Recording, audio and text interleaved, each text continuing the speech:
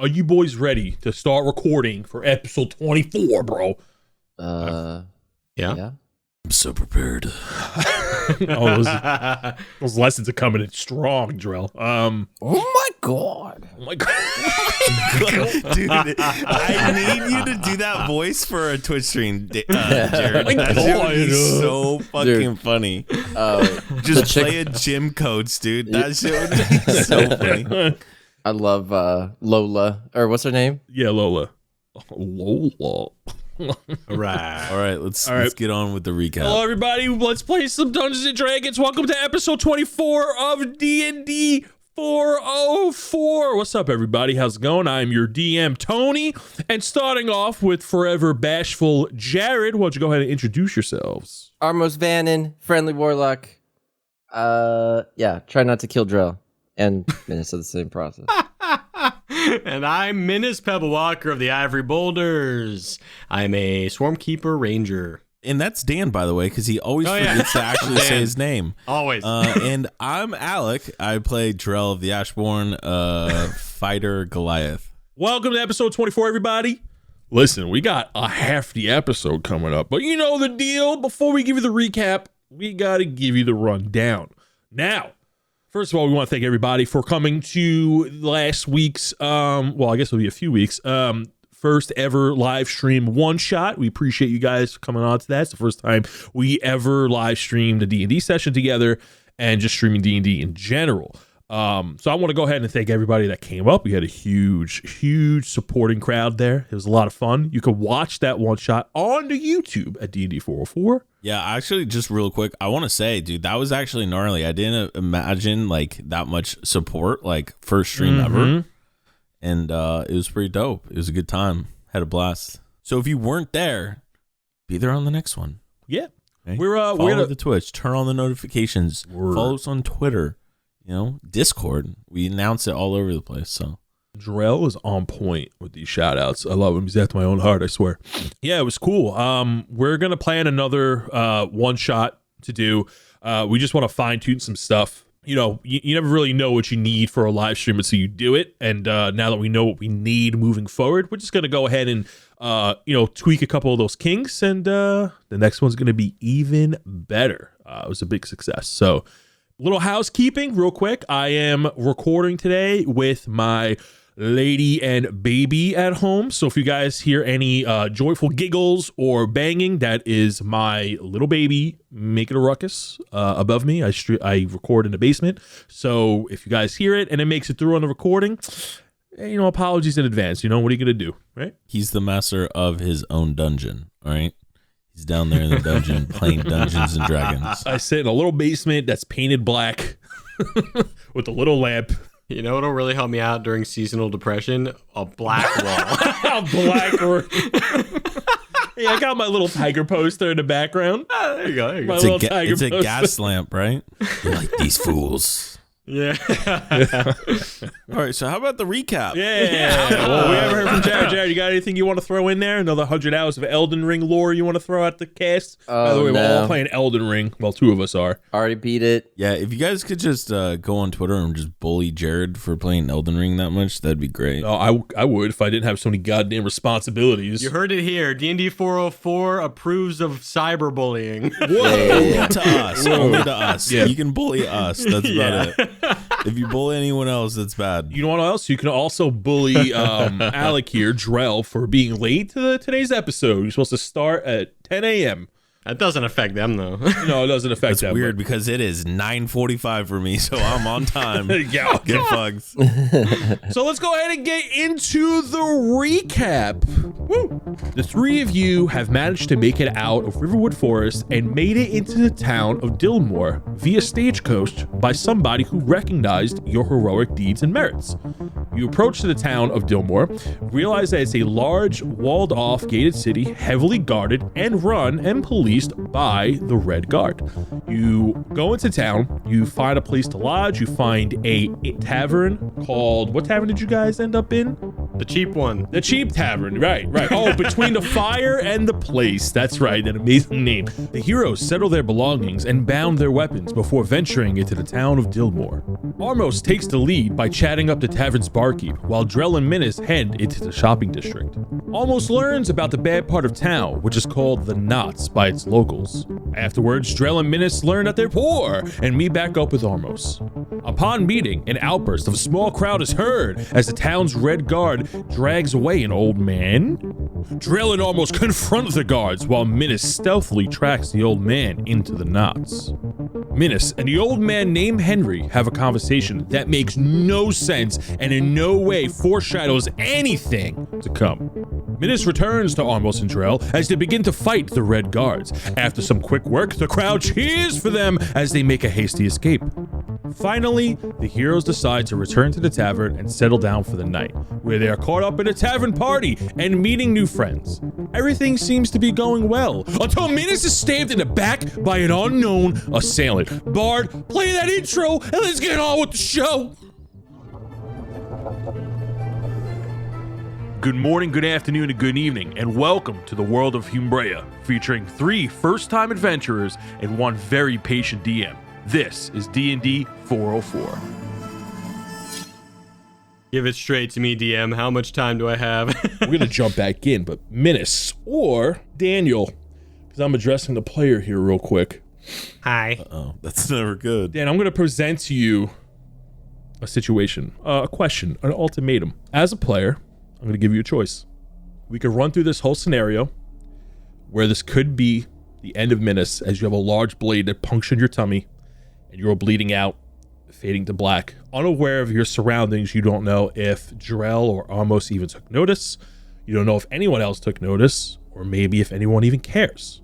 Dan, as a player, we could run through the whole scenario where you could possibly die, depending on the actions of your party. Oh, fuck. Or I could give you the safe choice of we go through the scenario under the veil that you are going to live regardless, but you take a level loss. Oh, I'm not taking a level loss. So you'd rather risk a level and stay alive, or risk death of your character. We don't even know the damage I took. You don't.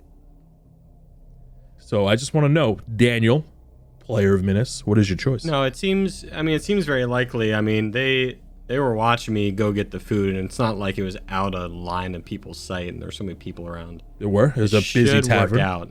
I think it should work out. So yeah, I don't think there's a need to take a level loss. Risk it for the biscuit. Go ahead and give yourself an inspiration die Well, I already have one. for this episode. Well, now you got 2, baby. Because that was a test. I wasn't going to let you choose either way, baby. I just wanted to see your character, your moral compass. I want to see where you at. A moral compass. Your moral compass, because I don't think you're reward... mechanically you can have 2 inspiration dies, but if you want to give me 2, I'll take it. Yeah, you know what? Mechanically, bro, me just learning what inspiration was last week after being yelled at, you're going to have 2. They do yell at us a lot. They do yell at us a lot for inspiration. All right. Let's do it. Let's jump back in. Where were we exactly? All right. Minnis is bleeding out. The sound of the knife exiting the flesh echoes through your head as you fade to black. The tavern is still in an uproar over the bard's last trick. Drink spill and a loud thud is heard as Minnis drops to the floor. As you desperately try to grab onto a stool to keep you up, you are knocked over. The sound of cutlery, glasses, and mugs crash onto the floor, and the crowd starts to settle in a wave as they turn and stare at Minnis bleeding out. Blood begins to pool around you. You watch yourself fade as your sight goes in and out, as you're just now holding your stomach. The last words you heard before completely fading out was Adel sends his regards. You are now out, and we'll get to your damage in just a second. We're gonna go over to Oh, fuck. Drell and Armos. Hey, where are those dumplings at? Where the fuck is Minnis with the food? Reginald's sitting on the table with I ordered some garlic bread like 5 minutes ago, bro. Why is everyone screaming? What's going on here? The music is still playing in the background. The bards haven't seemed to notice because of the distance. Half of the tavern doesn't fully notice because they just assume somebody may have dropped, drunkenly fell. The only people that have truly noticed outside of Armos and Drell are the people he directly pushed as he fell to the ground. The bartender hasn't seen just yet. Drell and Armos, what are you two doing? So we did see it happen. Oh, we did? Yeah, you saw it happen. Yes. Is the guy still with Menace, right? You saw him drop, so you noticed everything happening when he fell to the floor, and you heard a bunch of people go, oh, like there was a big uproar, like somebody dropped something in the background. But we don't see the dude. You don't see anyone that suspicious. You do see people putting on hoods. They all have cloaks on. You see some people putting on hoods. You just see some people grabbing their mug and bolting out. Drell, what are you doing? So I'm running over to Menace, and I'm gonna see if I could.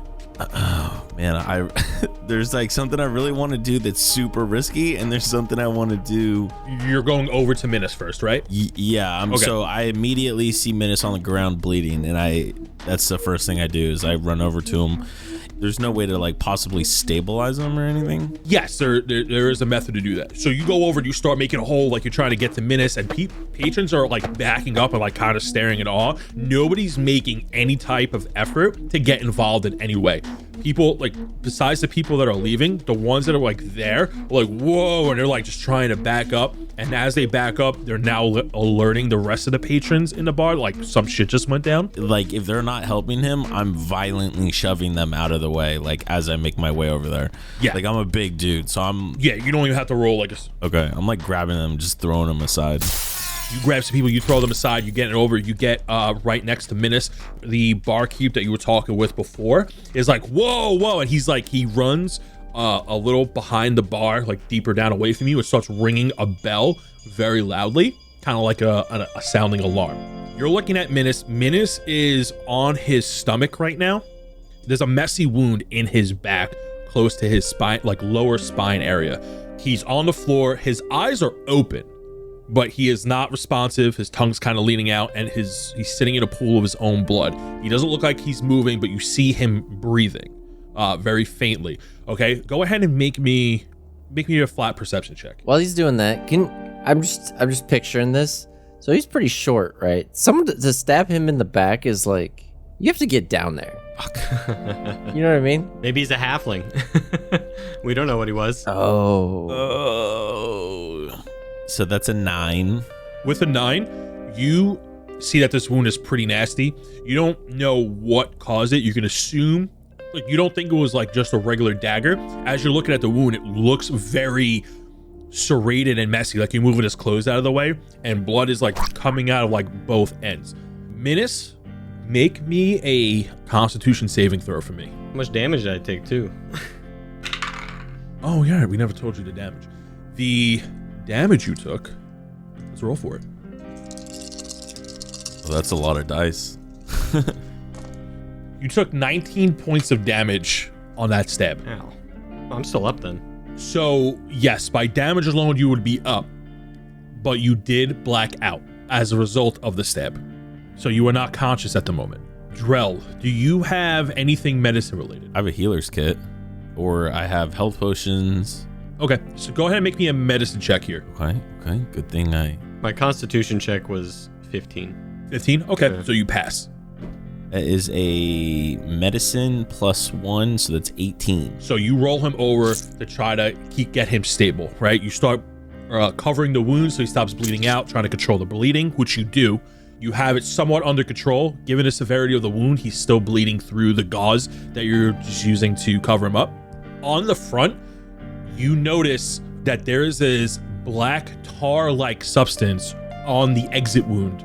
With an 18, you know that whatever stabbed him was coated with something. You do not know what the substance that the blade was coated with without proper testing. With the tools that you have at hand, you couldn't know, but the substance was blackish tar. With that, Armos, what are you doing? All right. With that, I'm gonna stand on one of the tables and look for suspicious characters, maybe trying to leave or maybe trying to approach Drell and Menace. Go ahead and make me an insight check. 16. You go ahead and stand up on a table. With a 16, you know that most of the people in here, based on how they're dressed, it looks like they're not from the nicer parts of town. They look rough and tough. A lot of them don't look very well groomed. It looks like they all just came off work and came here to have a drink. Nobody here really sticks out You do see making their way towards Menace in a greenish cloak. It looks like somebody of maybe the same height as him. Is barefoot with really hairy feet. And he's got a cloak on, you said? Yeah, he's like making his way in and out of legs coming from the other side of the bar.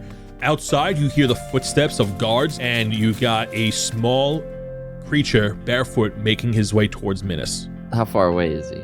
Like, from where I'm at? Is it just pretty close since we're in the Like a couple of feet. Everything is pretty close. This room is only about 40 feet big, like maybe like 100 feet because it's a big tavern. Okay. But nothing is like out of range or anything like that. Then I'll use Misty Step, and I'll go up right behind him and grab him with my staff, my tentacle staff, kind of around his neck so that he can't move, and try to get some questions out of him. Go ahead and make an attack roll against them.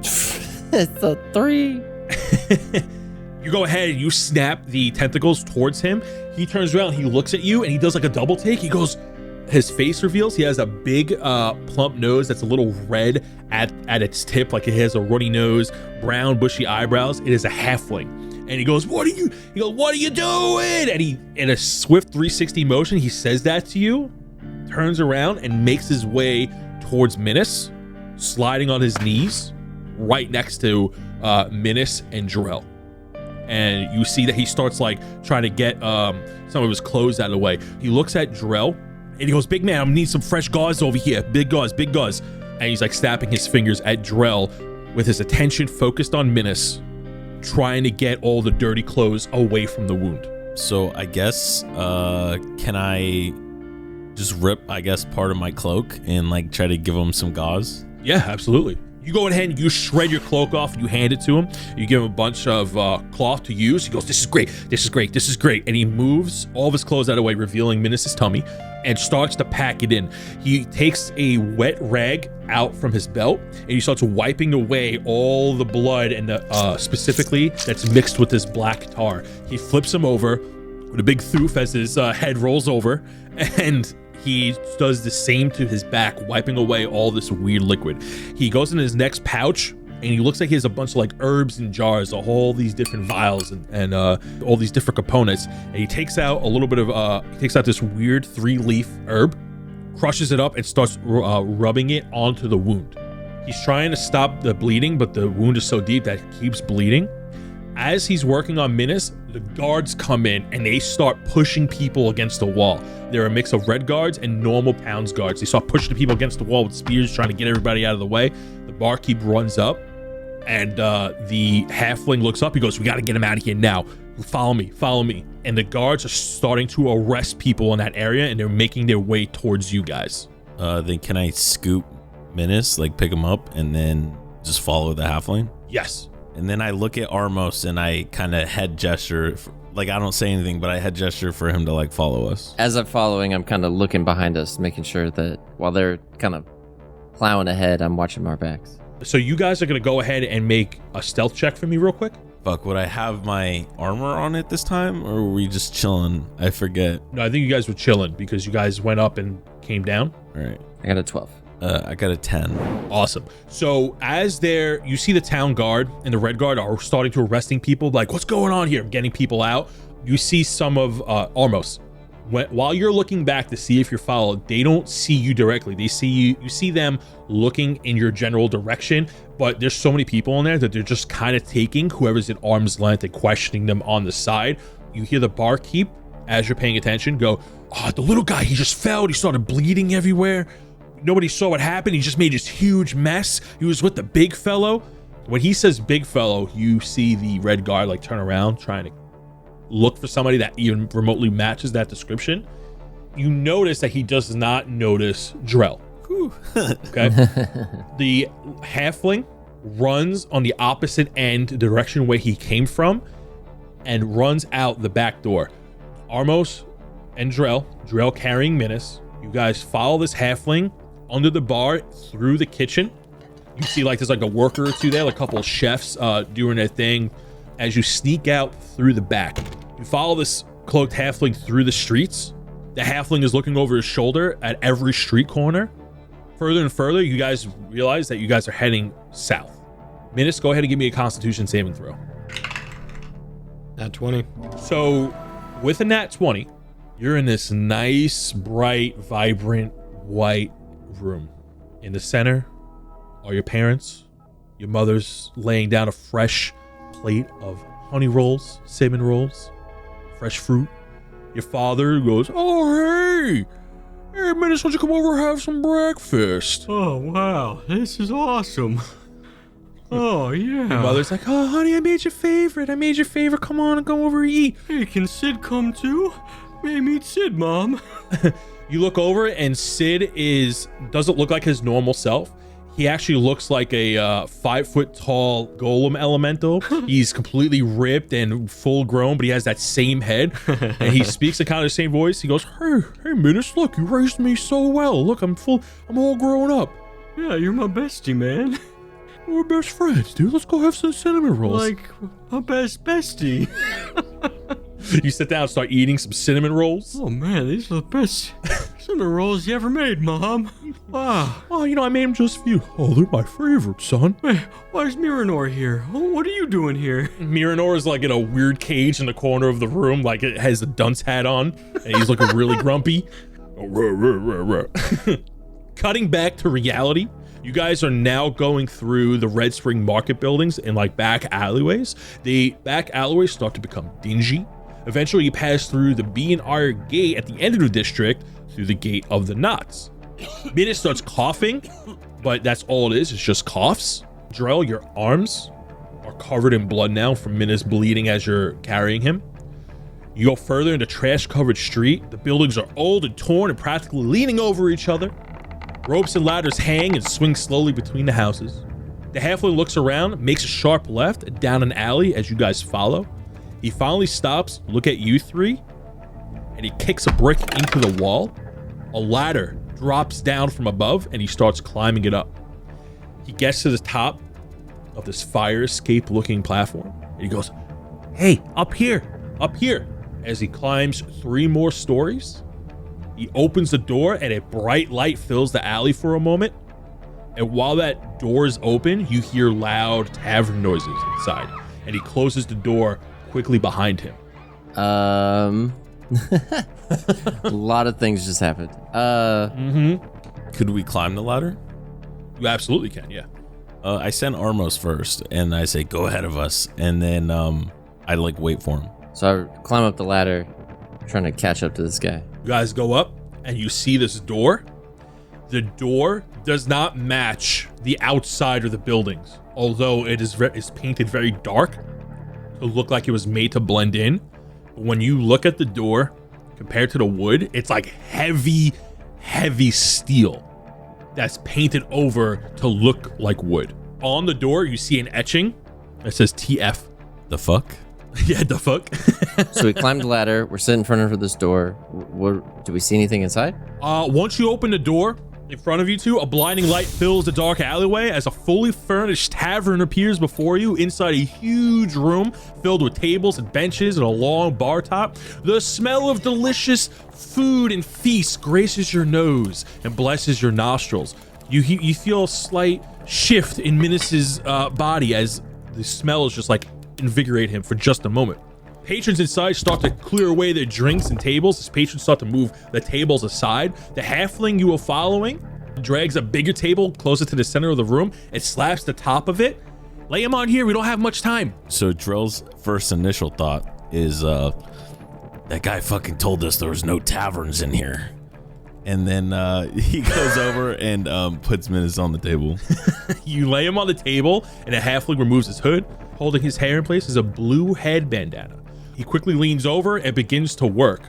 And he yells over, "Baldy, hand me my kit!"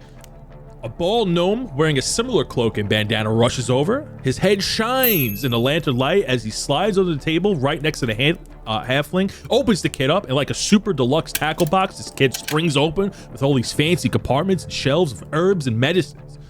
Some time passes, and Minus finally stops bleeding.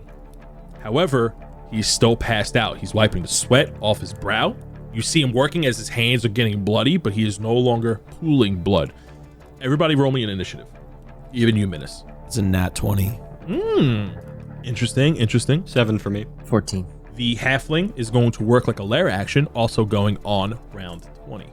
So we are now in a bit of an encounter here for Minus's very life. So here's what's going to happen. We're going to go through initiative to see if Minus can make it out of this. The halfling working on him looks very stressed. He's going to make a number of medicine checks here, and you guys are there to assist with what he needs. The kid on the other side of him has all this stuff, but he's not looking at it as he's going to grab stuff in and out. You see this gnome kind of looking over, and he's a little dumbfounded at the kit because there's just so much there. So you guys can make some medicine checks here to kind of help him out. The halfling he screams out, he goes, I need the blue vial. Somebody grab me the blue vial. As he starts to snap his fingers, as you hear, he's just grabbing some tools from his belt, and he's opening Minus's wound to try to perform some surgery on him. So it's a medicine check, you said? Yes, go ahead and make me a medicine check. That's another nat 20, 2 in a row. Ooh, wow. Yeah, I'm saving Minus. I'm up. You see that his stuff is well documented, everything's labeled, and there's like one vial that says the blue stuff on it. Cool. And you pick it up, he goes, oh, clearly it says, and you chuck it to him. He catches it without even looking. He pops the cork open, dips in rag in, and he starts cleaning Minus's wounds on his back and stomach. As he's working, you hear somebody on the other side of the bar is a big, huge dad-looking character, big bushy eyebrows, bald head, hairy forearms, looks like that Saturday morning cartoon style dad. Cleaning out a beer mug, and he goes, come on, Hugh, don't let him bleed all over my floor. If he bleeds on my floor, you're gonna be the one that's cleaning it. Hugh begins to sweat, and you see his tongue sticking out. He goes, I'm so thirsty. I'm really thirsty. It's gonna go to Armos's turn. Armos, how would you like to help? What? I don't know. What can I do? All right, I ask Hugh, I'm assuming. Hugh, what can I do? Give me a mug of bubba. I need the bubba. A big pouring sound comes from the other side of the bar. He goes, I got a big mug of bubba for you. As he pours a mug and goes ahead, slides it across the bar towards you, Armos. Armos, make me a dexterity check to see if you catch the mug. Can I use my magic hands to catch it instead? It's a cantrip. I don't think it would change the check, though. No, it wouldn't change the check. But it'd be cooler. Right? I got an 11. You go to catch this mug as it just misses your fingers and slides off the other end of the bar. And the bigger guy across the other end of the bar, he goes, you're paying for that. And he points his finger at you. Minus, go ahead and make me a Constitution saving throw, please. Yep, that's 14. You take 6 points of damage. Let me know when you dip below. Yeah. Now it's going to go to Minus's initiative. Minus, make me another Constitution saving throw. Oh, that was part of it. Yeah, so that first Constitution saving throw was on Armos's turn. So now it goes to you. Yikes, 3. I'll use an inspiration die. Yeah, there you go, 17. 17, you pass. It's gonna go back to the top of the round. You see Hugh, he's wiping more sweat away. He's like just so distracted with everything going on and how thirsty he was that he slipped and like nicked you right on the inside, which caused you to take some damage there. And he's like, shit, shoot. As he starts to clean that mistake up, I need some bubba and I need the green stuff, the green shade bottle. It's gonna go to Drell's initiative. Okay, so I guess I will turn to the barkeep and I'll ask him for another cup of bubba. Oh, the bubba. All right. You take the beer, you give it over to Hugh. Without looking, he just takes out a hand, goes glug, glug, glug, glug, glug, glug, glug. Lets out a large burp as he starts to go and he starts to work. And then I was gonna see, can I action surge to try to get him the green vial? Yes, you can. Go ahead and action surge. Oh, that's an awesome idea. Yeah, go ahead and make me another medicine check. Fuck, that's not as good. Inspiration die. All right, here we go. All right. Nice. Fuck, that's even worse. God damn it. I rolled a 4 and a 3, dude. So I got a 5. You just find the first green thing that you could find and hand it to him. He looks without looking at you, confirming. He takes it into view and he goes, whoa, this is Nightshade, and hands it back. Fucking almost killed me. You trying to kill him? And he hands it back to you. Give me a Constitution saving throw, Minus. I think I'm just like really doing a good job, so I don't think I need to roll one. I think I just pass that, right? because I'm a good player. Okay, it's a. Oh, it's not great. It's a 12. Is it 12? No, it wasn't a 12. Yeah, 12. All right, jerk. 12. A 12? A 12. You take 2 points of damage as he doesn't get something quite right in time. It's going to go to Almost's turn. Almost. I'm gonna use Unseen Servant to help us with this shit. I'm sick of fetching things. Okay. So he can, each of your turns as a bonus action, he can go and interact with objects and perform simple tasks. So I'll go get the green vial and I ask him what else he needs. The servant goes over, grabs the vial, gives it to him. He starts working. He takes the rag, he mixes it with the green vial, corks it, puts it on the table next to him, and starts stuffing it into Minis's wound. When you guys are looking at the wound, it looks like he's packing out all the walls of his wound all the way through. You can see that he's like very nervous with what he's doing. Like he obviously hasn't done this enough times to be fully confident. He's like speaking halfling, and it sounds like he's saying, "Oh God, oh God. Okay, at least that's good. At least that's good." He's like saying small prayers to himself just by the tone of his voice. So you get the correct vial. He starts putting that on. He asks you what you need. He goes, "Okay, I need some gauze. I need a lot of packing material here." Is there anything around that he may have, or There's tablecloths. There's towels. Looks like hand towels from behind the bar that the guy uses to clean mugs. What would you like to do? yeah, let's I asked the bar guy for some clean towels and I try to go for those. As you're asking for it, go ahead and make me a dexterity saving throw as a large clump of towels are coming right at your face. 8. 8. These large ball of towels hit your face as you fall down for a second. Minis, go ahead and make me a constitution saving throw. Y'all are gonna get me killed. Wait, I'll use the inspiration then. Oh? To see if you catch the towels. Yeah. This is great. Yeah, go ahead. Use the inspiration die. All right, so I just roll again. Oh my god, I got a fucking 8 again. You turn around and Emotion goes, "Barkeep, give me some towels here." Reginald goes, "Oh, that's a really good idea." As you just get beefed with this large ball of towels that were already mid-throw as you thought of the idea, and you get knocked prone for just a second as you catch all these towels but on the floor. Reginald starts bawling laughing. He goes, "Oh, if this is the reason he dies, oh, this is gonna be great." Minutes, make me a constitution saving throw. I got an please. 11. Take 6 points of damage. Full 6. Damn. Not looking hot. Not looking hot. Goes up to round... so now it's Minus' turn. Minus, make me another constitution saving throw, please. Is a 13 gonna do it? You take 3 points of damage. All right. The number you need here is 15 or higher. Okay, gotcha. Yep. It's gonna go back up to round 20. Hugh goes, "I need those towels. I need those towels. Stat, please." Okay, yeah, I guess I'll just go I'll look at Armos as I'm just picking up all the towels off the ground, kind of like staring at him like, "What the fuck, bro?" And then I'll walk over and I'll like plop them on the table. You go ahead and you take the towels and you plop it next to Hugh. Hugh starts grabbing the towels and he starts taking the previous tinctures that you guys gave him before, and he starts mixing them together to make like a nice bandage. And he starts laying it over the wounds on both sides and like stitching them down.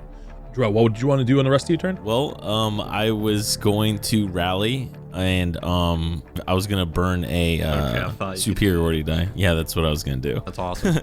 And then I'm gonna just look at Menace and be like, "Hang in there, little man." And I will give him.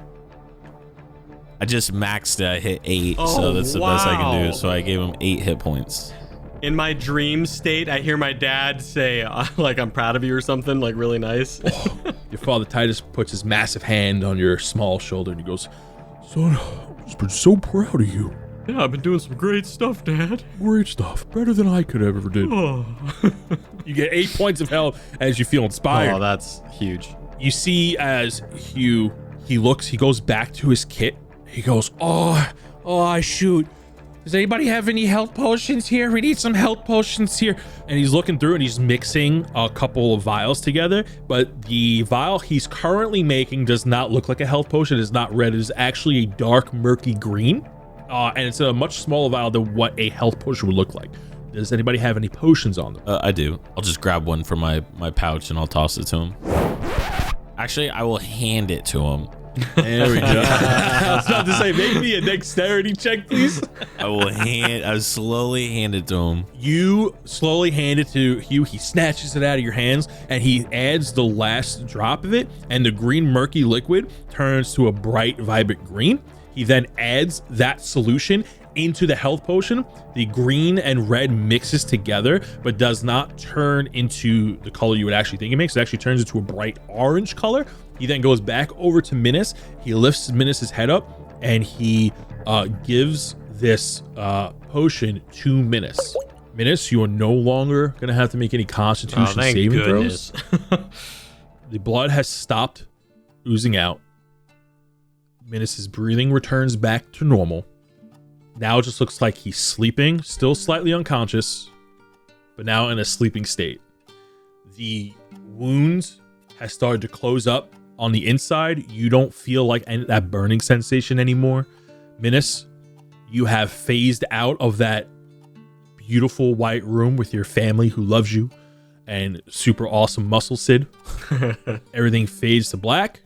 Hugh sits back on his chair, takes off his headband for a minute, wipes all the sweat away. He has like a nasty sweat stain across his forehead.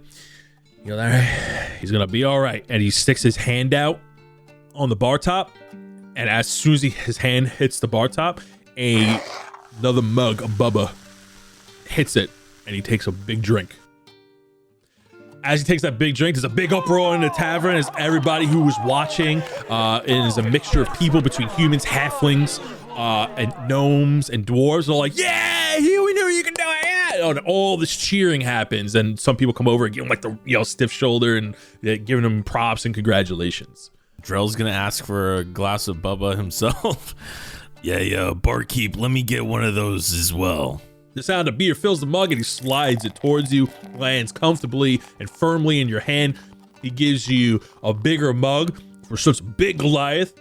The smell of it is beautiful, that like it's all fresh ingredients. When you drink it, it's very strong, but sweet and delicious at the same time. You know that this is a mixture of beer with some liquor, definitely distilled in there. Ooh, say less. It is a strong drink. Armos, what are you doing? Maybe assess where we're at. Who are we around? What are we around? You look around and now you're taking in your environment. It is a very, very nice tavern. Nice wooden floors. All these tables look well crafted. Nothing here looks secondhand. Every patron, though, looks like some type of descent of a criminal or criminal persona. There's a lot of cliches and stereotypes. You look in the corner, there's a guy with a bandana across his eye with a scar, with a hook for a hand. You see a couple of dwarves like looking over, mean mugging you. They have horns that sticking out of their helmets. They look like some weird Viking mix of people, and everyone has a smile on their face, but like if they have a smile, their eyes look angry. Like nobody looks like they're in a good mood other than vocally. Everyone looks rough and tough and gritty. Along the vaulted ceilings, there's a big red guard banner, but it looks torn and it has a giant X through it. There's a lot of food, and when you look at the plates are very nice. All the food is plated perfectly. It's like some fine dining. You got like mutton chops, lamb chops, and it looks like along the sides, there's not a second floor, but there's a bunch of doors that lead into like different rooms. I try to get some information about, like, all right, who are you? You see this bald gnome taps you on the back. He goes, hey, great job, bud. Great job. You did great there. You did really great. Real good stuff. Real good stuff. You see, as Hugh was just like taking a moment, breathing it in, you see another halfling, but he has his hood on, trying to hide his face. He goes, that was a good one, Hugh. Good job. Good job. Walks past him. You see a smaller creature, even smaller than the gnome and the halfling, by maybe like a half a foot. Feathers flutter. It was an owlin creature. Hops on 2 feet, looks up in a really quiet, somber tone. He goes, hey, bud, you did a great job. And then hops away, flutters away.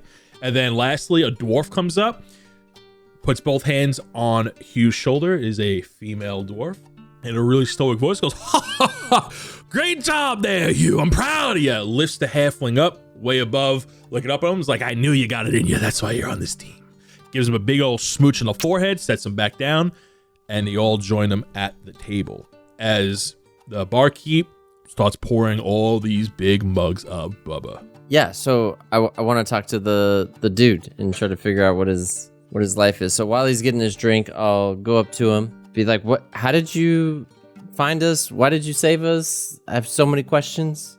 Well, my name's Hugh, and what I just did is he suddenly gets this false confidence and puts his fists on the side of his hips like a superhero pose. He goes, I saved your friend's life. Obviously, but how did you know we were there? Were you just at the bar and you just saw us and you decided to help us? I was following you guys Why were you following us? to make sure you're on the up and up. Does he not get this? Does he not get how this works? He looks over to his teammates. Are they not briefed? Did he not get how this works? And they all shrug in unison, and then they go back to what they were doing. I was told to look out for 3 strange fellas, a red one, a big one, and a little one. We got some notes, and I believe you were sent here by a mutual friend. Wink, wink, and he elbows you. And who is this mutual friend? Because I'm still a little skeptical at this point. You can tell that he's clearly trying not to give too much information away where he is right now. Minas, you start to come through. Go ahead and roll for a normal health potion to see how much health you get back. Oh, yes. 8 health.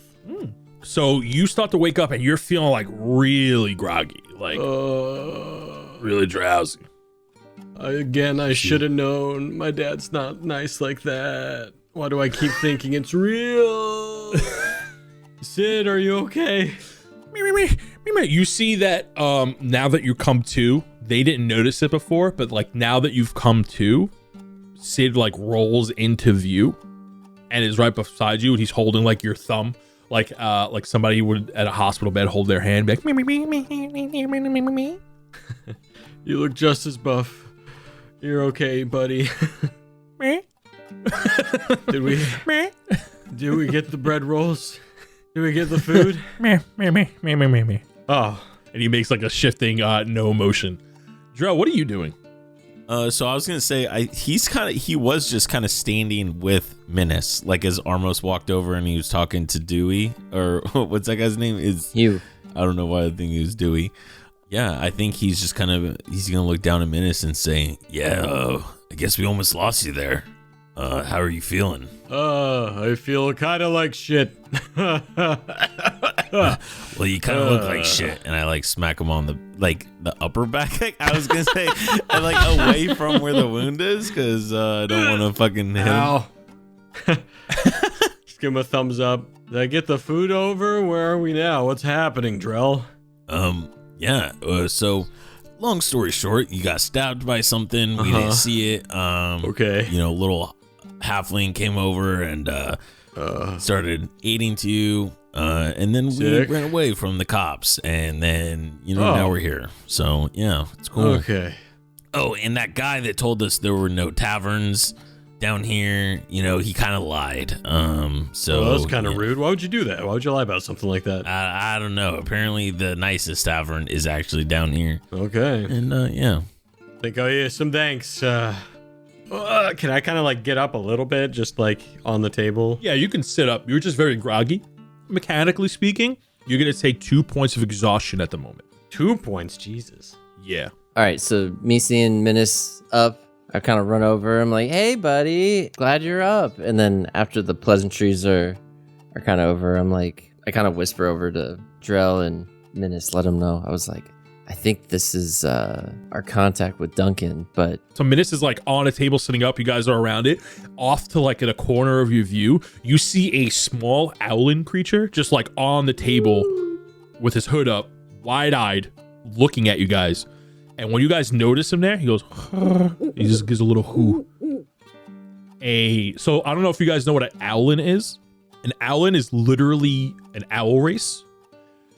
It is a size small owlin. It is a very small owl in a cloak. It does have winged arms, but it also has wings on its back. It is not wearing any pants. It just has normal owl feet. And he's just staring at you guys. You said a word that you probably shouldn't have said out loud. He's like, I immediately stop what I'm saying and I kind of eye over to Drell, like we're about to kill this motherfucker. Drell drastically starts shaking his head no. I thought we were on the same page. Aren't we about to kill him? I nod vigorously. Yeah.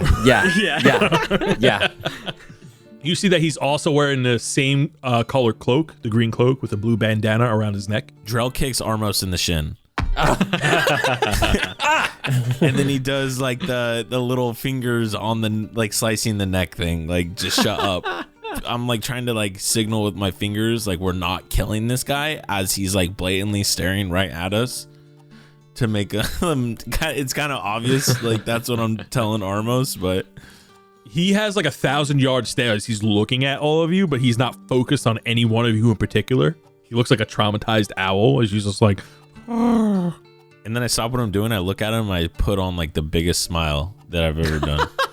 And the most awkward one as well, I'm sure. A feathered thumbs up quickly flaps out from beneath his cloak as his body turns, but his head doesn't. And he starts walking the opposite way. He jumps off the table, walks, and then as he takes a few paces out, his head then turns to match with his body because owls do that creepy shit. And he walks back to his friends. And while they were all doing this, Menace is already hobbled to the bar. Yeah, I guess I kind of want to walk up to the group of them and ask them. So I guess Drell walks over and he goes, "So, you guys got anywhere we could maybe have Menace take a rest, have him lay down?" The dwarf speaks up and she goes, "Yeah, we got a spot, but why don't we all have a drink first?" As she places her hand back on the bar top as another mug instantly slides into her hand. She takes a quick drink. She goes, "I suggest you take a quick drink first." Yes, please. I mean, I'll never say no to a drink, so. As you guys put your hands out, as soon as it reaches the bar top, a big old mug proportioned to your size just hits your hand. Armos, I don't know how you dropped this. This guy's pretty good at slinging these glasses. I mean, it's just like hits me right in the hands. Oh, was he dropping shit while I was out? Oh, yeah, you should have seen it. Oh, no, not at all. Sounds like Armos. You see the little gnome in the background, the bald one, goes, "I drink much?" And they all start laughing. Like they're all in unison. Drell does that really awkward, like laughing, and then he immediately stops. Like, you know what I'm talking about? Where he's like, he's kind of laughing. He's like, "What?" Hey, barkeep, I'm gonna need 20 shots for all my little rock creatures too. I cheer Sid. I give Sid a little dink.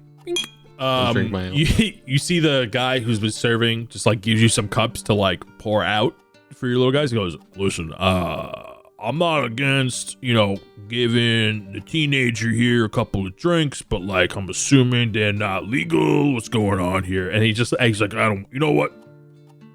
Have fun." And he just like walks away, like he washes his hands. He doesn't want anything to do with these little rock creatures.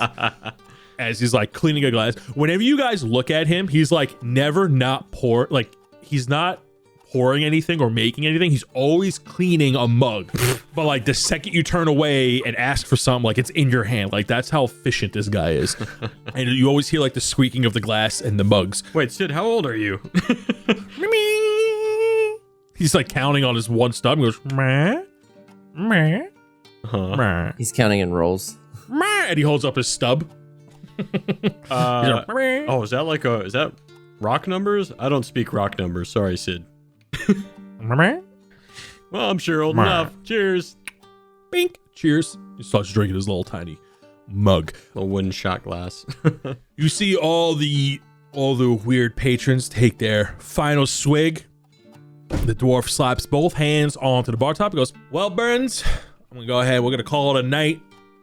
We'll catch you in the morning." Slides a stool out. The rest of the group slides their stool out in unison, and you all follow her into one of the rooms off in the back of the tavern. I kind of look at the group and I go, "Do you guys want to follow him?" Huh? A little out of it. Yeah, whatever, man. All right. And then I kind of just grab Menace and just kind of put him on my shoulder because he's like so fucking tired. No, and then, I'm fine. I'm fine. I'm fine. I'm keeping eyesight of that owl in case he says one thing or at any moment. Armo's always making enemies. Especially with birds, dude. Yeah, especially with birds. Reginald is on your shoulder. He's like looking over at the Owlin too. He goes, hey, he's freaky looking. He's got like weird eyes, weird ears, weird feet. You know anyone like that? I've never seen anybody like that. And you look over at Reginald. He's like all decrepit and strangly. He's like, you ever meet anybody like that? He's a weirdo. And he's like the most deformed bunny you've ever seen in your life. You guys follow him into this room. And when you go through the door, at first it looks like a normal tavern bedroom. They wait for you to close the door behind you. She turns around. She knocks on the wall. The wall pivots out just a little bit and opens up into a larger meeting type room. You go in there, there's bunk beds along the side. There's a rack, a large wall of like all these daggers, knives, and swords. On another wall, there's like workbenches full of like random, like various equipment. There's a workbench filled with various equipment, different herbs, blades, small anvils, tools of that nature.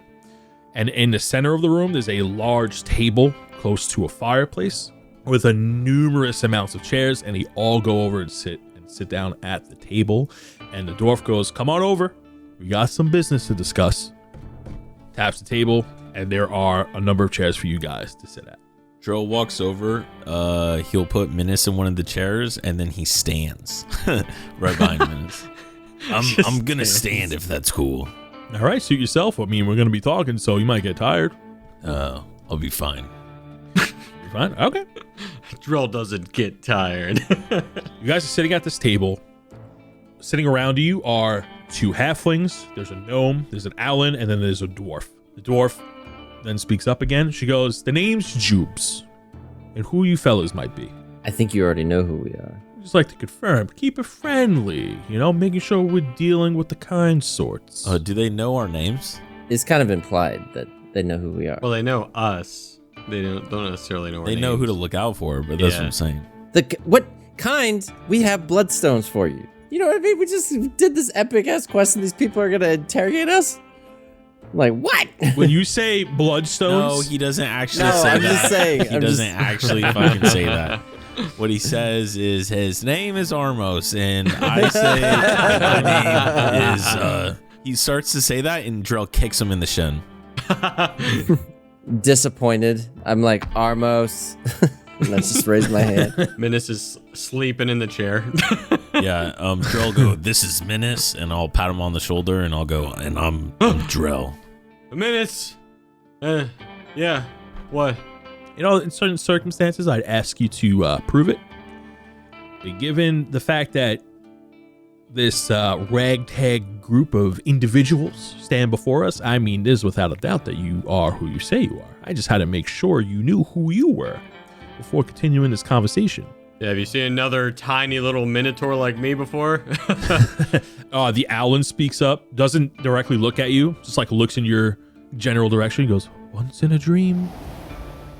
What? A spooky breeze blows in the background. Like Joe puts his hand up to hide his mouth, and he looks at Armos and goes, weirdo. He mouths it. Yeah. I love that Dan's character is literally laying in the chair, and he just sticks his hand up to talk even though no one can see him. You know what I mean? Just like, Menace. So everyone here is a dwarf or smaller. Menace actually looks like the only normal thing here. Oh, yeah, because everyone's small. My people. I'm still eyeing this owl down. She goes, just one more thing before we end this. Spit it out, lady. Get to the point. Cat has the DM's tongue. I am as short of words as a plate of sweet potato fries stare at the corner of my eye. The drool going down his face. Listen, there's certain things we need to ask before we can get friendly with everybody. Now, I just need to know who sent you here. Oh, our boy Duncan. All right.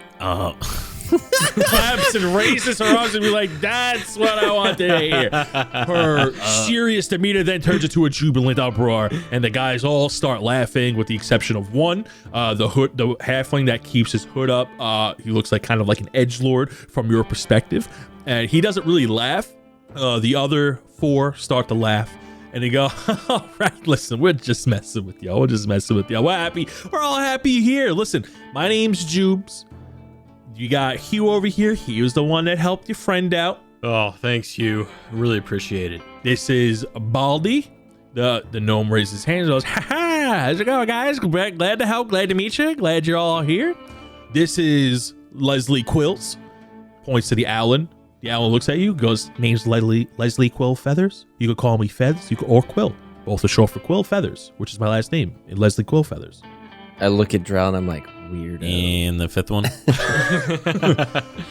The other halfling doesn't really say anything. He just kind of like looks over and gives you guys like a head nod.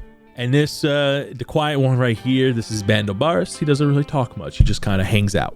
Didn't realize you're going to take your sweet time getting here. You know, Duncan said you might be here in a few days. Yeah, Did you guys take the long way? We lost my horse. And Drell kind of starts to cry. You see Baldy. He's like, man, shucks, you lost your horse, bud? Is it good Oh, that's rough. Hugh starts to match his sanity. He goes, geez, the horsey, did he die? What happened? Well, Minas wanted to chase some fish people in the forest, and then we ran after him, and then he's gone when he got back. Oh, jeez, oh, shucks, oh, jeez. Baldy and Hugh like, He started like crying a little bit, sharing your emotion. He goes, oh, that's terrible. Juice goes, well, okay, you lost your horse, but still not that long of a trip by foot. Which way did you take?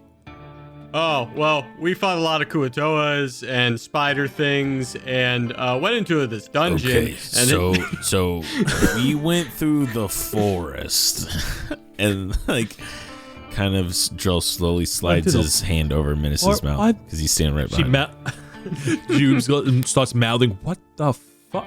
Why would you go through the forest? Didn't Duncan give you the bag? Did he not give you the bag? He looks around. Did we not give him an extra bag? Oh, yeah. And then there was that time we lost it for like a day or two. Okay. And Joel is still like, he softly was covering Minus's mouth, but now he's just like fully like has his hand over Minus's mouth. The Bandobaris looks up. He goes, you guys lost the shards Duncan gave you? Joel goes, no, we didn't lose the shards. Okay, we have them. I pull his hand off, and now we have more. They all start looking at each other. More? I mean, in unison. More? Like we found one more on the road. What did it? Okay, so Jubes rubs the bridge of her nose between her eyes. Goes, okay, may we see what Duncan has provided you with, so we may end this transaction here and move on to other things. Well, you know, real quick, before I hand over what you guys need, and I like pat my like bulge because it's like in my pants. Oh my god. I'll be like, why don't you guys kind of explain who you guys are? They all look at your bulge and are like, that looks like a medical condition. It's like hella lumpy because of the shards and shit. Yeah. You're patting him, so you probably hear like a little jingle. Yeah, it's like the clinking between them. It's like, okay, that's weird. Just looking at, you have that group of very small people staring at your bulge. Like, Yeah, so why do you need these? well, we don't need them. We run a service here. Like, Oh. Duncan, we run a line here. We have. Let's just say Duncan literally told us nothing. So how about you elaborate a little bit for us? He didn't told you. The letter said he told you some stuff right here. She like reaches in, pulls out like a bunch of letters, starts shifting through, be like, yeah. No, it's a turn of phrase. You see, a turn of phrase is where you say something, but it means something else. So basically he's saying, act like we didn't know, even though we know a little, but act like we, do you know what a turn of phrase is? Is that like something you guys know? The Alan speaks up. He goes, a politician's greatest tool? What's a politician? What's this guy's deal? This guy, he's just saying a bunch of random stuff. Oh yeah, Leslie is a bit out there, very observant, doesn't really speaks in riddles, but hell of a locksmith, I'll tell you that. All right, so Drell digs in his pants and he grabs the pouch of shards and he pulls it out. I guess he'll hold them, so now they kind of know what he's referencing. He goes, look, we just want to know what we're really getting into before we just give you guys all these shards. Because we know they're a big deal. We know they're banned in several places. We know there's other groups wanting them. So I guess what do you do with these shards? We are a group called the Shadow Smugglers. We work with Duncan. Duncan is one of our business associates. And what we do is that we use various methods and techniques to collect blood shards, gather them, and deliver them to Lord Baron so that he may use them in his research to potentially get rid of them or cleanse the world of them. We believe that he has a better chance at solving all this or freeing us of this plaguing ore that is covering our continent, and we don't want the Queen of Aramor to have all these shards. Why don't you want the queen to have them? She's just ignorant. Not to say that she's bad people or anything, but she doesn't see the same views as Lord Baron does. So she put this ban out. All these people want the blood shards for their own reasons, and all the Red Guard have been collecting them. A lot of blood shards in one place is no good, and we know that the Queen of Aramor isn't taking the proper precautions to keep these blood shards safe. We think she just has them in a giant room somewhere and isn't doing what the necessary due diligence to keep these things from basically blowing up in our face. So you know the power of these. Tell us more. What exactly do you want to know? Like, say some of them were bright, in color, bright red or whatever, and then some might maybe be like dark or murky. Like, do you know the difference between them? Why don't you show me an example? You know exactly what we're talking about. So Drell hides the bag behind Minus's chair, and he kind of like ruffles through and he grabs one of each and he kind of holds it up and shows them. She reaches over, grabs the two shards. Now these shards are maybe about 4-5 inches. They're not like crazy big. She holds them up, one in each hand, and she's looking at them, and one is clearly lighter and the other one is dark and opaque. And she goes, so the difference between these two, the lighter one looks like this was recently made. The darker one is the one that has been used, meaning this one has been in a weapon at some point or an instrument to hurt people and has collected some life essence, meaning that this shard has killed in some way a lot of innocent people, potentially bad people, sure, but usually people who use these shards aren't fighting a ton of bad guys, especially ones to make it this dark. The more essence a blood shard absorbs, the darker it gets until it's full. This is a full blood shard. So what happens when a blood shard becomes full? So that's what Baron is trying to figure out. These haven't been around long enough to show its true potential.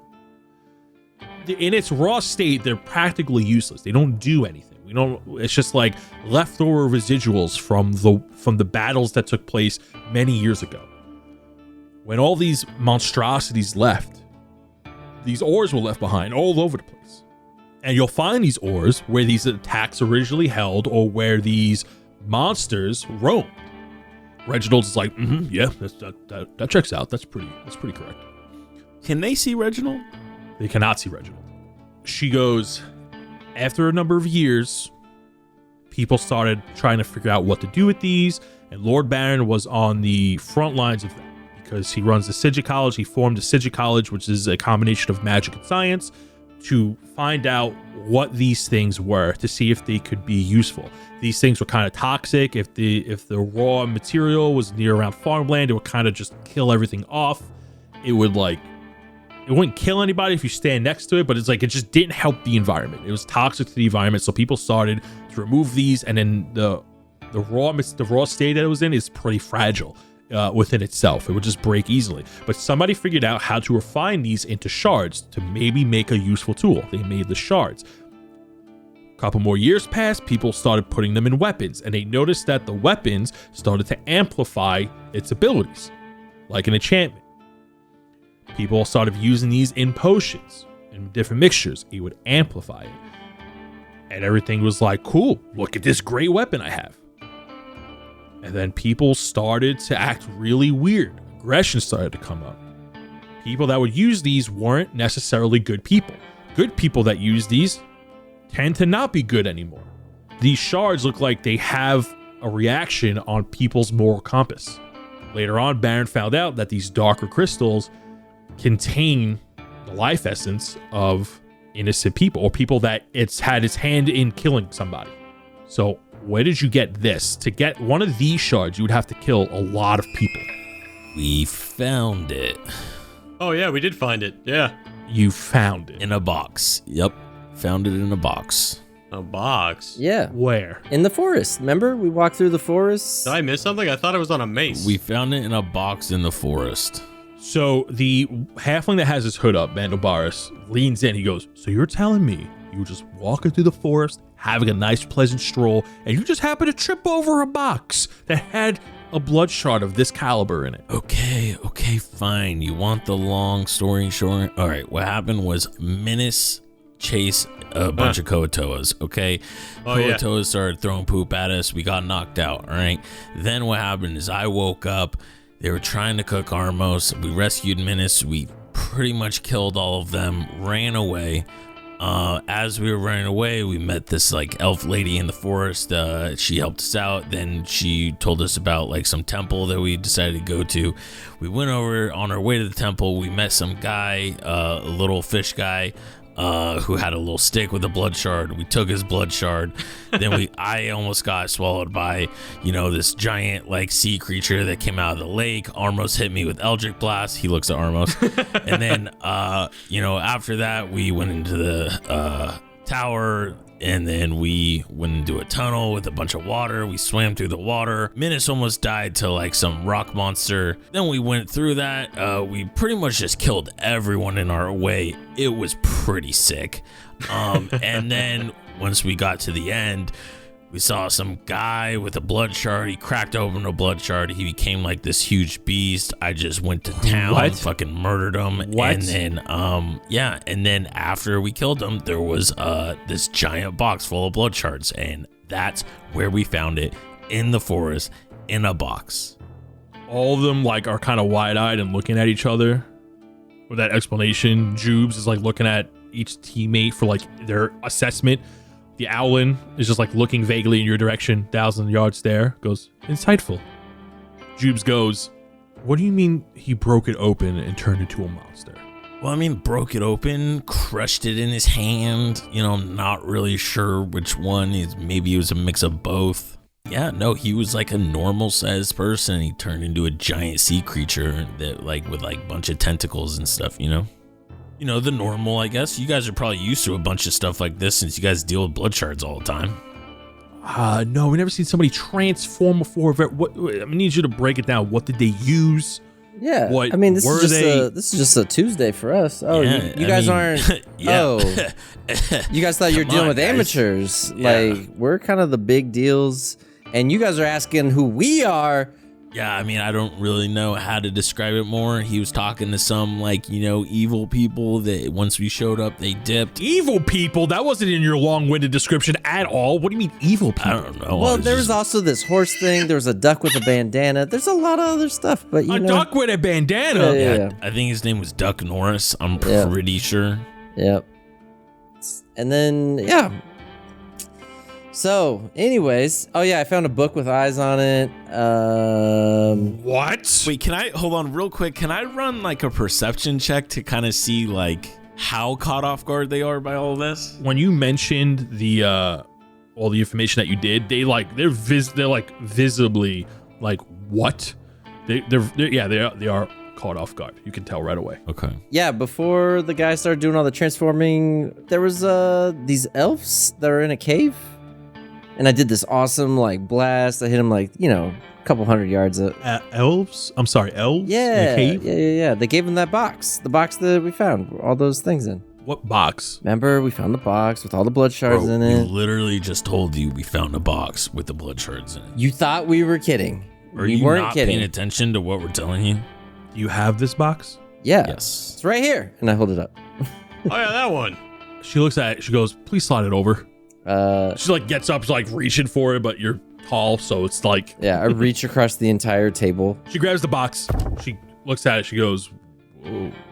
Looks at this black leather box with all these latches on it. Did you keep the flask in there by any chance? Oh, yeah. The flask is in there. So it like rumbles. She goes, what? She opens it slowly, lifts the latches, opens the box, and she sees this really weird metal flask.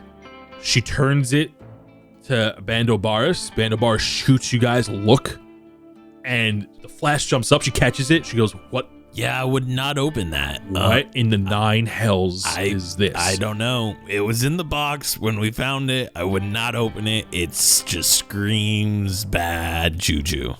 She points to the sigil. Bandobaris like looks like he's like on edge just in case anything breaks out.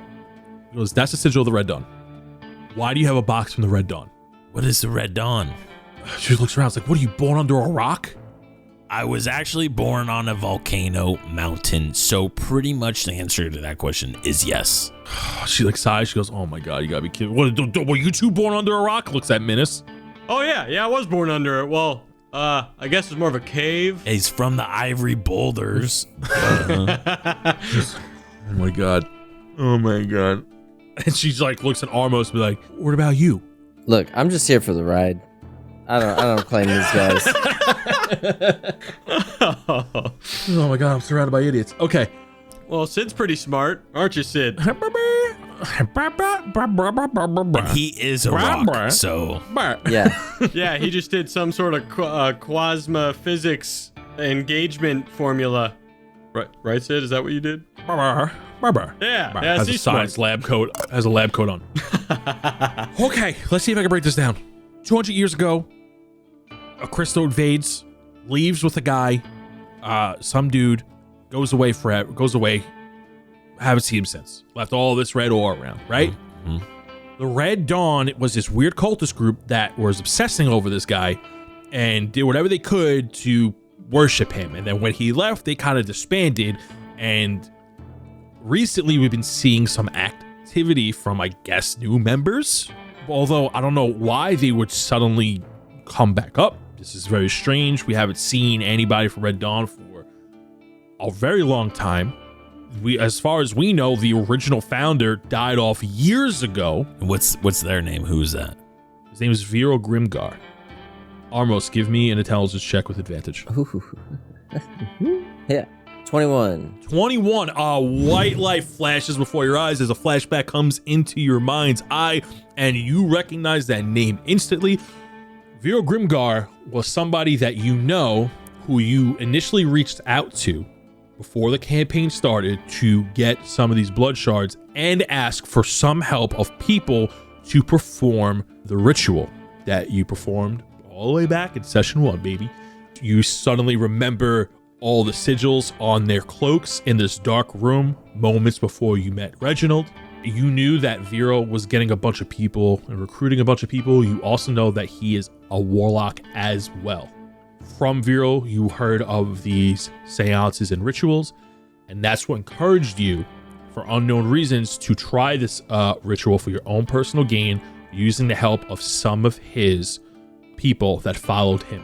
Flashback out. So, I need to get this box to Baron, because we've been hearing activity of Red Dawn members surging throughout the coast. We know there's some activity in Aramore, in the city of Aramore. We know there's some activity here with the Red Guard. What about the forest? What do you mean the forest? Yeah, like you heard any Red Dawn activity in the forest? like anyone going in, going out of the forest, Red Dawn, you know? No, all I know is that something happened in there over the last few days. Or originally it was like plagued, but but now it looks better. Yeah, that's us. That was us. Yeah. What do you mean that's you? Yeah, I mean, we fixed everything. Can you say that again, but slower? I just want to bask in that greatness that we just heard.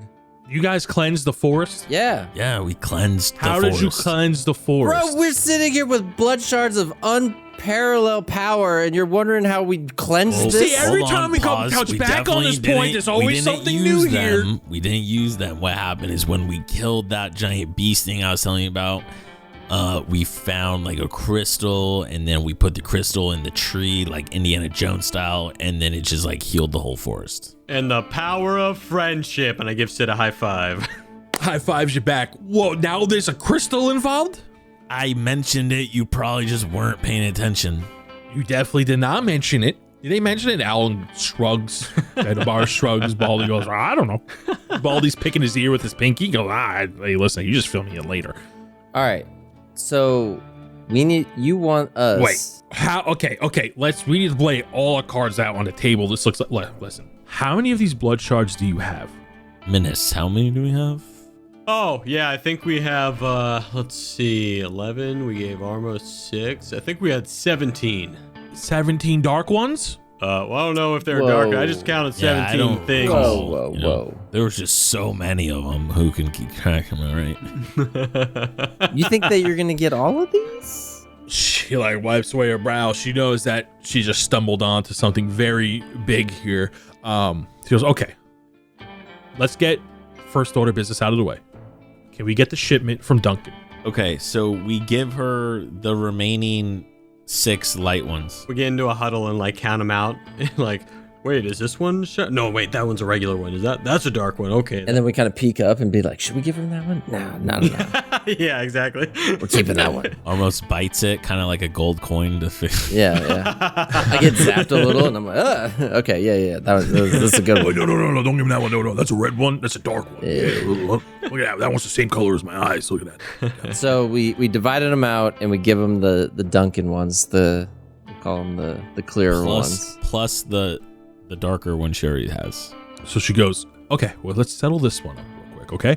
She turns over to Bandabars. Bandabars nods, gets a bag, slides the bag over to you guys. There's a bunch of gold inside. She goes, here's the rest of your payment. Inside the bag is 500 gold. Ooh. That's for the original delivery. Let's talk about those other ones. We don't gotta talk about these. You got what you want. We got what we want. We can just get out of here. No, Trail sees the big bag of gold and he's like, well, I Yeah. mean, we could talk for a little bit. Almost. Yeah, Menace has never seen this much gold. He's just like shaking his head. Yes, yeah. What?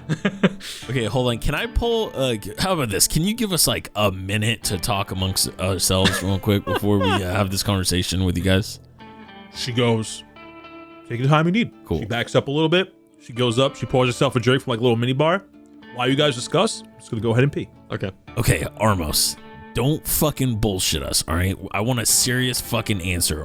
What do you actually need these for? So all I know is that Vero Grimgar guy. So Vero Grimgar, I know that me and him did a ritual long ago.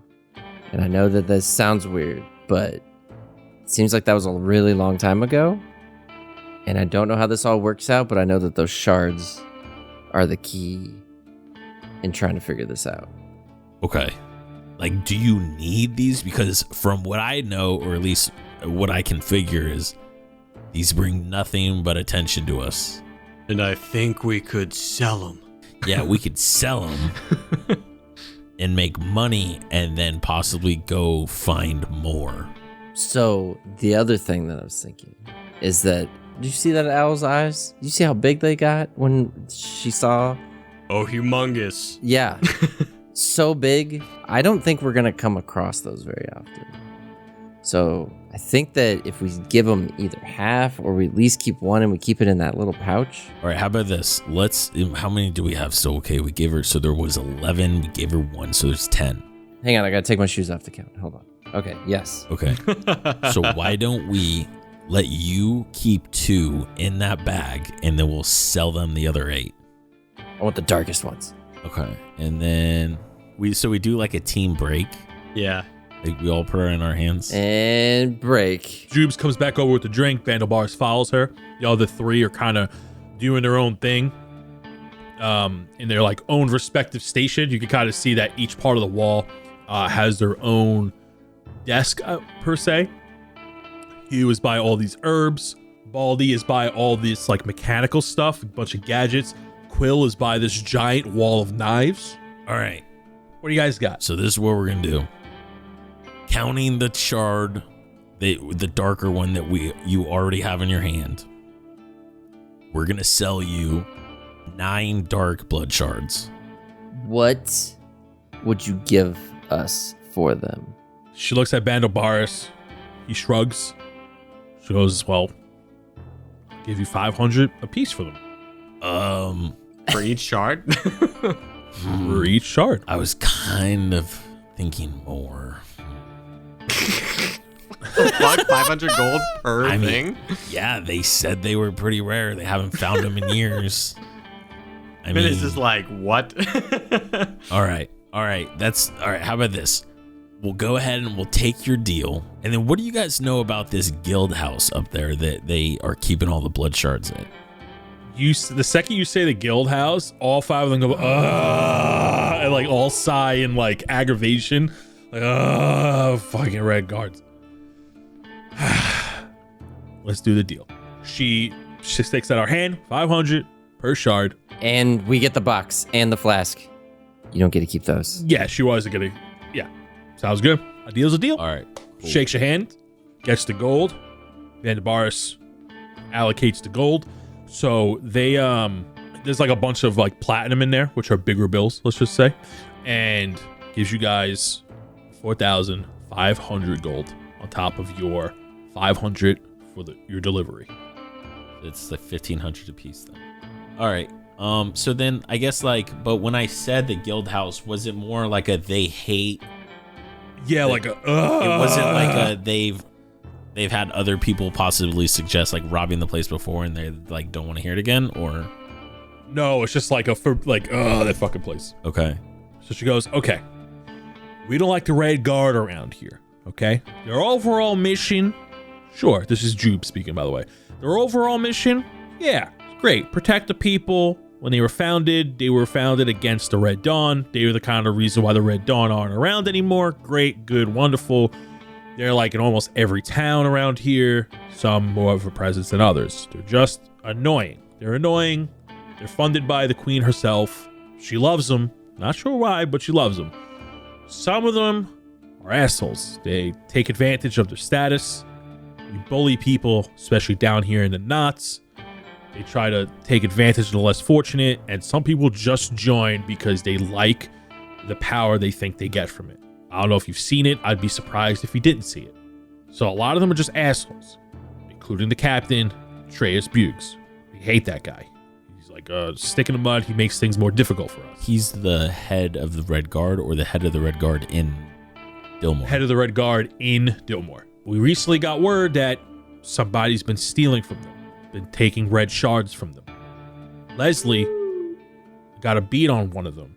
One of the bigger head honchos, one of the officers of the Red Guard. He lives in the upper district. He tailed him down here, down on the knots one day. We don't know why he's in the knots, why somebody of that stature would ever come down here, especially as frail as he is. He's not like a fighter type. He owns one of the most famous alchemy shops in town. He also noticed that he had some red shards with him, and he was bringing them somewhere. Leslie tracked him down to a specific area, but we don't know exactly where he went.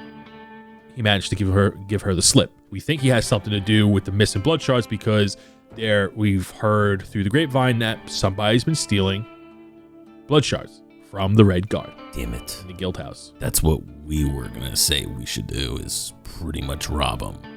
So we had something similar in mind. We would love to pull off that heist. The problem is they're very well fortified. This would be a really big job. So we were thinking about pulling off this heist. The problem is that this place their guild house is very heavily guarded. There's a ton of Red Guard members there. They all practically live there when they're on tour. And when their shift is finally over, they do go home, but like their shift lasts for like a few days at a time. So like they have bunkers and barracks in there. Now, this isn't something that we can't handle, but we got a good thing going here, and we're making a nice cash flow here while also committed to the greater good. People bring in blood shards here. We happen to take the ones that fall loose, and that's what we've got going on. If you guys manage to find a way, maybe in some inside knowledge, that would help us greatly, and of course, we would compensate for that information. How about we call it, we'll head back to our place, get some rest, and we'll be in touch. You guys hang out here a lot? Yeah, I would say we do. The Alan looks over, he goes, I live in the moment, but I currently reside here. Oh my god. What does that mean? This guy speak is normally. a weirdo. The rest of you guys seem cool. Nothing against you, Quills, but I'm getting a weird vibe off this guy, Omerus. I don't really trust him. Yeah, same. The Alan goes, who is that? And looks around the room. What? who's who? Who's who? Ooh. So since we're like kind of getting ready to leave, I go over to Hugh. Not Hugh. I go over to Hugh and I go, Hugh. Hey Hugh, you're the one that saved my life, aren't you? Hugh turns around and fixes himself. Yeah, that's me. That's me. He gets more confidence as the sentence goes on. That would be me. He starts explaining the process, and like before he can even finish, I just hug him, huge hug. Well, okay, you want to keep those, oh, this is nice. Yeah, all the rocks are hugging him too. Oh, it's cold and warm at the same time. Baldy's like, oh man, oh, you should had a moment. And he like wipes a tear away. All right. So what's the plan now, boys? Baldy chimes in. Well, I'm adding you guys to my best friends list, and I'm gonna go hit the hay because I need to rest. Jubes comes over. He's like, where you guys plan on staying? Do you guys plan on staying here? Do you guys going back? Well, we need to go get our stuff. That's the only issue. We have like our equipment and stuff is still in the. Oh, your stuff. What? Hugh? Calls Hugh over. Hugh goes, trots over. He goes, in that tavern that everything went down in. Mm-hmm. Yeah. So it might be a problem. My money's on the fact that the barkeep kind of gave you guys up instantly after your buddy got stabbed. Definitely gave your names to the Red Guard. You're probably on some poster somewhere by now. I'm pretty sure they probably took your stuff into evidence as well. Do you guys have anything there that would be bad? My beans. The beans. Drell immediately climbs down the ladder and starts. Okay. Well, I mean, should we at least go check to see if they took our shit or if they just went through it? Or should we just? So it is in the middle of the night. You can absolutely go do that. Yeah, I think Minna should stay here. Okay, so how about that? Yeah, let's. All right, team huddle. Mm-hmm. All right, so I think the best way to go about this is Armos and I will go back to the inn, try to get our stuff, come back here, and then in the morning maybe we want to check out that alchemy shop that they said the Red Guard guy owns. Oh yeah. I just want to go to bed. Okay. All right. Minas, do you have any of your weapons on you? I think I just had my scimitars. I don't think I had anything else attached to me. Can I borrow those? I might need them. We could also ask them if they probably have weapons here. I'm sure. All right, fine. Just be stingy about your weapons, bro. I mean, No, you can borrow it if you need it. I'm just saying if you want like an axe that you're used to using. It's not, dexterity based. I Wink, mean, wink. I'm proficient in everything. So yeah. Well, why don't you stay here a minute, get some rest, and Armos and I will be back. Okay. All right. Yeah, that sounds good to me. And then yeah, I'll go over and ask Jubes if they have any like weapons laying around that I might be able to use. Jubes looks around, is like, do we have any weapons for you to use? There's a giant wall full of like swords and knives. And the Alan like looks at you guys. She goes, no touchy. Do I see a great axe on there? No touchy. Leslie, you don't have anything on you, big guy? Looks up at you. I've got a dagger, and I feel like I might need a little bit more. She walks over to the wall, and she goes, Leslie. Leslie goes, all right. You can take this. Takes off a greatsword, tosses it to you. It is a normal greatsword. All right. Well, Armos, you ready to head over there? Okay, so Minas, you're gonna hang back and go ahead and take a long rest here. When you turn around, Leslie has already prepared you an extra cot that has been perfectly fluffed, and he's fluffing his final pillow as he lays it down and goes, ooh. I rustle his little hair as he. Oh, I guess, can I ask if one of the people want to come with us? Who are you asking? Not the fucking owl. I'll ask Baldy if they want to come with us. Baldy. Baldy looks at you and goes, oh, well, I'm not much of the, Well, okay, I wanna everyone look can at stay. him and Hey, I'll come with you. And he shakes your hand. It's too late. I Let's take go. that And back. he holds your hand as you guys walk out the door. So you guys go to the tavern. Baldy's like trailing behind. He's like just watching. He's like happy to be a part of something. He's a little more giddy than he should be. And he's like, you hear like he's like saying under his breath, Armos, both of you guys give me a little perception check to hear if you can hear what he's singing. 15. It's a 9. Okay, you definitely hear what he's singing, Armos, and he goes, 1 trinket, 2 trinket, red trinket, yellow trinket, as he's walking down the street. I just roll my eyes. Everything is definitely settled down for the night. There is nobody inside the tavern. The door is locked. There are windows that are big enough for you guys to get through. The street is quiet. It's in the dead of night, probably around 3-4 a.m. at this point. You guys are going to have to make a number of stealth checks here. Now, rather than this be like a pass-fail, I'm going to give you guys a couple of chances. If you guys keep fucking up, it's probably going to cause some alarm here, right? Rather than just doing a pass-fail. So Baldy goes, I can lockpick this door. It's going to take me a second. You guys just want to keep on the lookout? So, like, we got the number, like, remember I splurged for the biggest room? Did it have a balcony? It did. Okay. Yeah, you guys did get the biggest room. So you guys can go to the balcony. Yeah, I wanted to see if we could go that way. All right. So you guys sneak around. Go. Everyone give me a stealth check. Oh, my fucking God, dude. I got a 16. I got a nat 1. Oh, no. You go, and you guys are sneaking around the side. Baldy rolled a 19. Sneaking around the side. You guys get onto the balcony, and you fall and break like a pot that's like kind of behind the tavern as it shatters. And you hear some dogs barking. You hear in the distance be like, wait, what was that? You don't see guards in sight, but now there's an active guard somewhere around you. You guys are going to try to climb in? How do you guys want to climb in? Yeah, well, I want to try to boost them up. Okay. So go ahead and give me another stealth check as you try to boost Armos and Baldy up.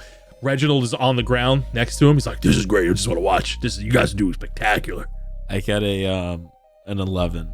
Okay, so I rolled. Oh, no, it's a 7. I thought it was in that one. Oh, thank God. You are definitely making some noise as you're like grabbing onto the balcony. Baldy jumps in. He's as quiet as a mouse. Armos, you like hop over the ledge as Drell gives you a boost, and you fall onto your side as you make like a thud. Drell, with your stealth roll, you were able to like toss him up a little lazily, which is probably why Armos also fell and made the noise, but you're able to quickly hide in the shadows. I T-pose like in the shadow. T-pose. Baldy starts to lockpick the door. Chink. Door opens quietly. Breaks in.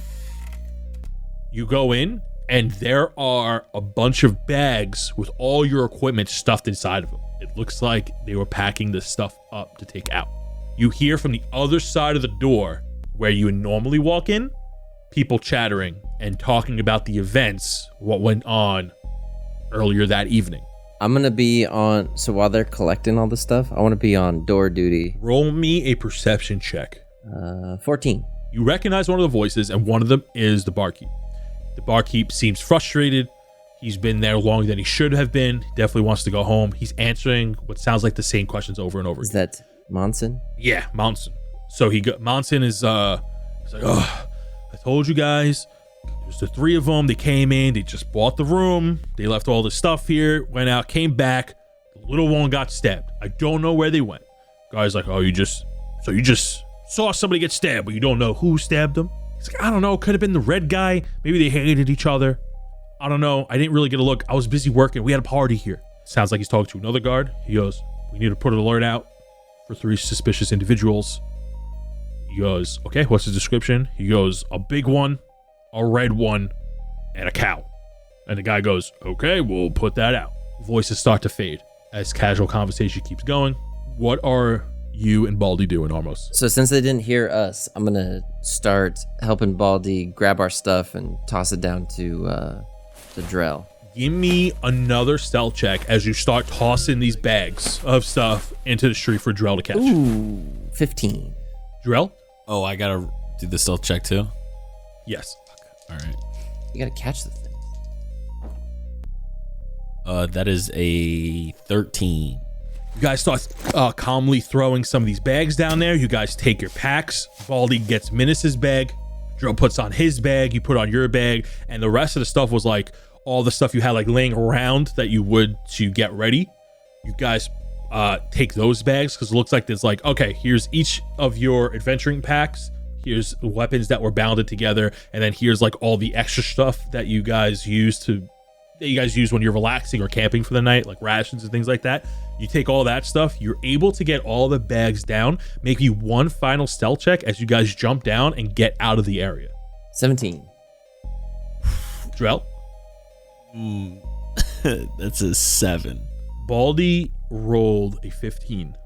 You go to grab your stuff and put it on, and you knock something else over to make another pot-shattering sound. Like, where the hell are all these pots coming from, man? You hear a guard go, I heard something over here, and start heading your way. Everybody roll me initiative. Oh my god, it's another 7. Holy fuck, I'm switching these dice, bro. 18. Baldy got a 13. You got a 7. Guards got a awesome. Initiative 19 comes around. You hear the footsteps of several guards rounding the corner. You see their shadows in the lamplight from the street as you know that they're soon about to turn down your alley. It's going to go to initiative 18. What are you guys doing? So if you want to run, we need to run. Yeah. But it, like, dash out. Yeah, I think that's... Does Baldy know the area? Yes. Can we just have him lead and then just be like, Baldy, get us out of here? And then just like have us fucking just dip. Good idea. Baldy looks at you guys, gets super stirred and serious. He goes, all right, follow me. And begins to bolt in the opposite direction. Here's what's going to happen because now you're in a street chase type of counter. What we're going to do is that every move is going to be considered a dash action. You guys need to get 200 feet away from these guys, which is 4 successful movements. If you guys fail 2 or more stealth checks, they're going to gain up on you. So on the 3rd failed stealth check, you guys are going to be in combat. For first initiative, we're going to have the 3 of you roll a stealth check. Okay? Baldy got a 15. I got a 5. I got a 14. Okay. Drell, you pass. Armos, you turn the corner and you slip. Let out like a little ow. As you stumble over yourself and turn, you hear the guards go, I heard something this way. That's 1 failed check on you. You guys make it 60 feet. Go ahead and make me another stealth check. 14. I got an 11. You guys managed to turn down another alley. Quiet as a mouse. You guys don't hear anything. You guys need to clear a 10. You guys take another sharp turn. Baldy's like, keep it up, but keep it down. Come on, keep it down. Make me a 3rd stealth check. 15. 18. You guys turn another corner. Baldy slips and manages to catch himself. He's like, shit. God damn it. And continues to run.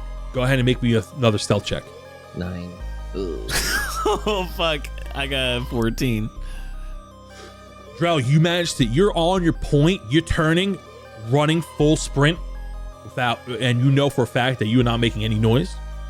Armos trips again, cracks into another pot. Pot shatters. Guards go, I think they went down this way, but their voices are a bit faint as you are making headway. Give me 1 final stealth check. No whammies, no whammies, no whammies. Hey, 15. Dirty 20. Ooh, you guys turn the last corner and you just gaining momentum, turning left to right, loosen the trail of the guards as their voices start to sound more and more distant as you guys enter into the knots and make it back to the Thieves' Forge. Woo! guys now have your stuff back. You're in the Thieves Forge. And I think that's a great place to end today's session. Yeah, that works. Oh, time to get some Z's. Yeah, What? Woo! All right. I feel like that's a pretty good point. You know, every episode usually ends on a dangerous cliffhanger, but I'm like, you know what? You guys need a break every once in a while, not to sweat in between the weeks, you know? Unless there's a smoke in front of you. No. Smoke. There's smoke in front of you. Hey, listen, that session could have ended in guard-on-guard combat, or the way it just did. There's also a couple of other outcomes, but you guys are taking your sweet time getting some information. But I'm glad I was able to lore dump on you guys, really, because I feel like there's so much mystery going on, and this was like really nice to get some of this info out there. yeah. Big episode.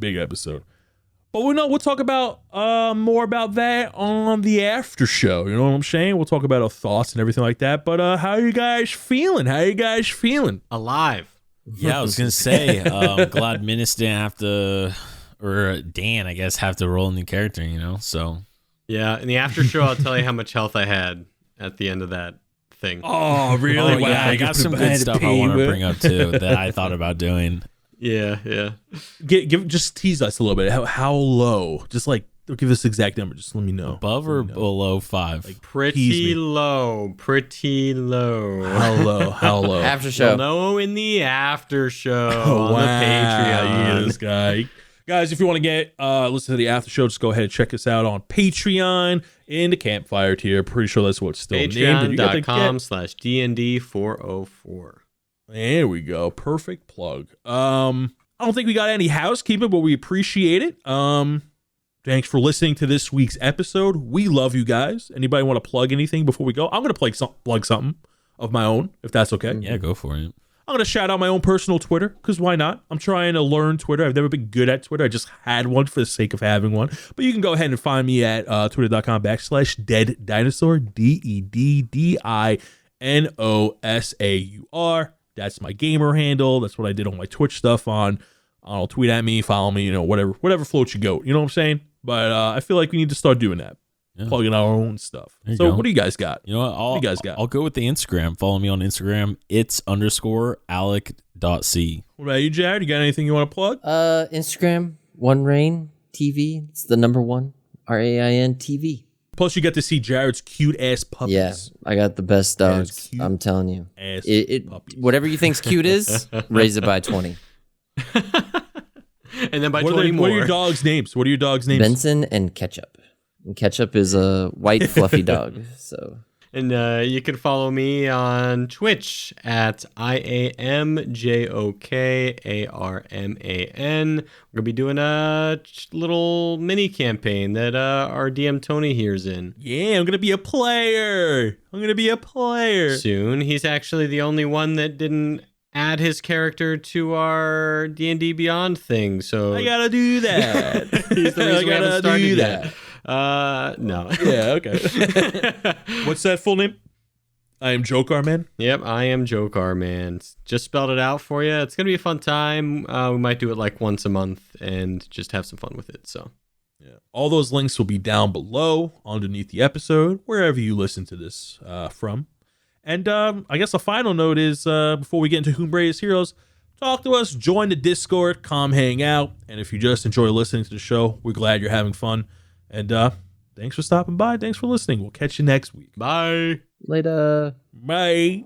And now it's time for Whombrae's Heroes. First up, legendary glassblower Man with Glass returns to South Trillis from the Heartland with new exotic glass vases, and he's running a special deal on them. Buy one at double the price, get the second one free. That's a hell of a deal if you ask me.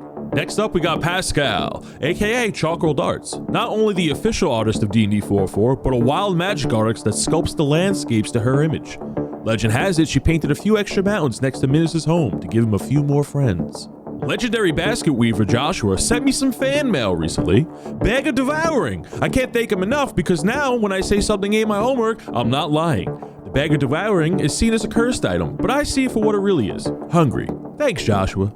Lastly, we have Artemis. Artemis is a lone fighter class who wanders the lands of South Trillis, breaking those Nico kneecaps of giants that cross their path.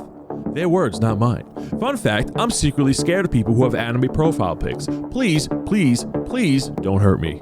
And that's it for Humbreya's Heroes. Thank you so much for the support and the love. We really can't thank you enough. And if you're interested in becoming next Humbreya's Heroes, go ahead and check us out on the Patreon /DND404, or just go ahead and click the link down below. I'm sure we got it there. I'm almost positive we got it there. But anyway, thank you for listening, and we'll catch you next week. Bye.